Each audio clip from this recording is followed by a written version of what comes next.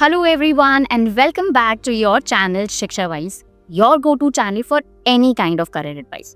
तो जैसा कि मैंने आप सब लोगों को प्रॉमिस किया था कि हम आपके CUET और क्लैट से रिलेटेड जितने भी डाउट्स हमें कमेंट सेक्शन में देखने को मिल रहे हैं उसको एड्रेस करने के लिए एक फ्रीक्वेंटली आस्क्ड क्वेश्चन की वीडियो लेकर आएंगे और ये वीडियो उसी के बारे में। तो शुरू करते हैं। सो फर्स्ट क्वेश्चन जो है जो मैंने बहुत कॉमनली देखा वो था कि CUET में जो भी बच्चे BA LLB ऑप्ट करना चाहते हैं उसके लिए कोई डोमेन सब्जेक्ट फिक्स है या नहीं। तो उससे पहले हम समझ लेते हैं कि CUET में क्या क्या सेक्शंस होते हैं। तो अगर हम सेक्शन 1 देखेंगे उसमें इंग्लिश लैंग्वेज होती है जो मैंडेटरी है। सेक्शन 2 जो होता है उसमें जनरल स्टडीज़, करंट अफेयर्स, ये भी लॉ एस्पिरेंट्स के लिए काफ़ी मैंडेटरी है। अब थर्ड जो सेक्शन होता है वो होता है डोमेन सब्जेक्ट का।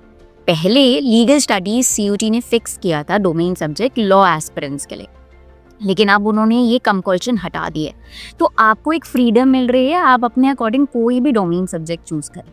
अब यहाँ पे बच्चे मुझसे पूछते हैं कि मैम तुम्हें कौन सा सब्जेक्ट चूज करना चाहिए लॉ के लिए। तो यहाँ पे एक बात समझो, लॉ आप आगे जाके पढ़ने वाले हो। अभी CUET का एक एग्जाम दे रहे हो ताकि आपका अच्छा स्कोर आ सके और आप एक अच्छे कॉलेज या यूनिवर्सिटी में आप जा सके। तो आप कोई भी ऐसा डोमेन सब्जेक्ट चूज करो जिसमें आप अच्छे हो, ठीक है। तो वो आपको एक एडवांटेज देगा कि आपका अच्छा स्कोर बनेगा, ठीक है। So this is my advice, choose the subject which you are most comfortable with ताकि आपका स्कोर बेटर आए एंड आपको एक अच्छी लॉ यूनिवर्सिटी मिल सके। सेकंड क्वेश्चन स्टार्ट करने से पहले I want to give an important announcement जो मैं पहले बता चुकी हूँ। आप लोगों के ही डाउट्स और कंसर्न्स को दिमाग में रखते हुए हमने एक व्हाट्सएप और टेलीग्राम का ग्रुप स्टार्ट करा है, जहाँ पे जब आप मेंबर बनेंगे तो जितनी भी आपकी पॉपुलर एग्जाम्स हैं और स्पेशली जो आप लोग कंसर्न है जिन एग्जाम्स को लेके उसके रिगार्डिंग रेगुलर अपडेट्स, उनसे रिलेटेड जो भी स्टडी मटेरियल है वो सब आपको उस ग्रुप पे प्रोवाइड किया जाएगा। साथ ही साथ जो भी इम्पोर्टेंट इन्फॉर्मेशन या अपडेट आएगी वो भी आपको ग्रुप पे दी जाएगी। एंड अगर आप लोग इंटरेस्टेड होंगे तो 1-to-1 मेंटरशिप का भी एक ऑप्शन आपके लिए अवेलेबल रहेगा if you become the group member. तो आपके लिए वो डिस्क्रिप्शन जो है ग्रुप का, वो व्हाट्सएप एंड टेलीग्राम का इस वीडियो की डिस्क्रिप्शन में है, उसको चेक करना मत भूलना। सो अभी जाके ग्रुप का मेंबर बनिए। चलिए स्टार्ट करते हैं सेकंड क्वेश्चन। अब काफ़ी सारे बच्चों का सवाल था कि मैम हमें जज बनना है तो हमें CUET करना चाहिए, क्लैट करना चाहिए।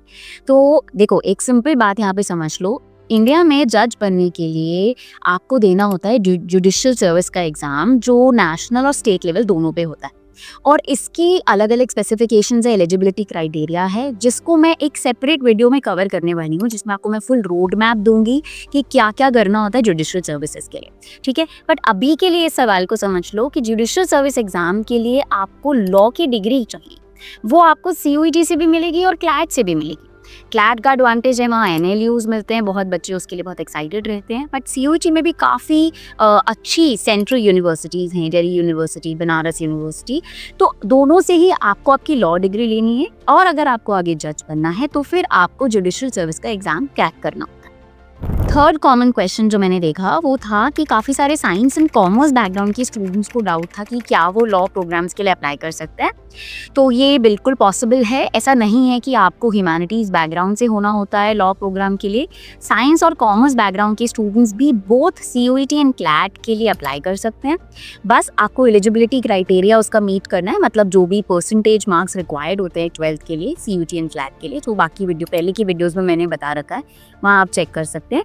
व्हाट मैटर्स आपकी प्रिपरेशन कैसी है, आपका जो भी सब्जेक्ट्स उसमें हैं, हमने जो डिस्कस करा इंग्लिश, जनरल नॉलेज और जो भी आपका डोमेन सब्जेक्ट होगा, अपने सब्जेक्ट के अकॉर्डिंग आप डोमेन सब्जेक्ट चूज करना and you all can apply for law programmes both CUET and CLAT. चलो चलते हैं अगले सवाल पर।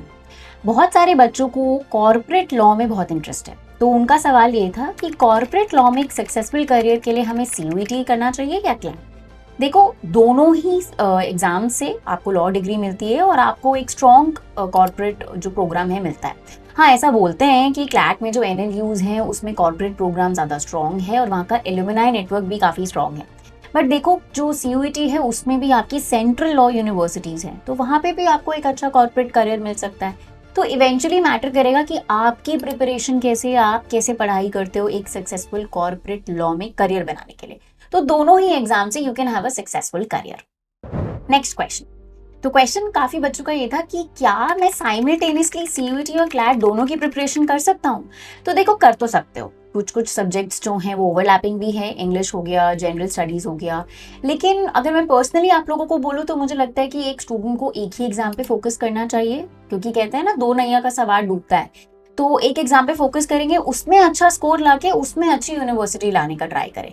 But still it's a personal choice. अगर आप कहते हो कि कर सकते हैं तो मतलब करना चाहते हो तो बिल्कुल आप कर सकते हो, ऐसी कोई बाउंडेशन नहीं है। Next question, best universities under CUET कौन कौन सी हैं? तो देखो सीयूईटी में जैसा मैंने बताया था कि काफ़ी सेंट्रल लॉ यूनिवर्सिटीज़ हैं, जैसे कि अगर हम बात करेंगे दिल्ली यूनिवर्सिटी है, बनारस हिंदू यूनिवर्सिटी है, यूनिवर्सिटी ऑफ इलाहाबाद है, जामिया मिलिया इस्लामिया, अलीगढ़ मुस्लिम यूनिवर्सिटी, यूनिवर्सिटी ऑफ लखनऊ।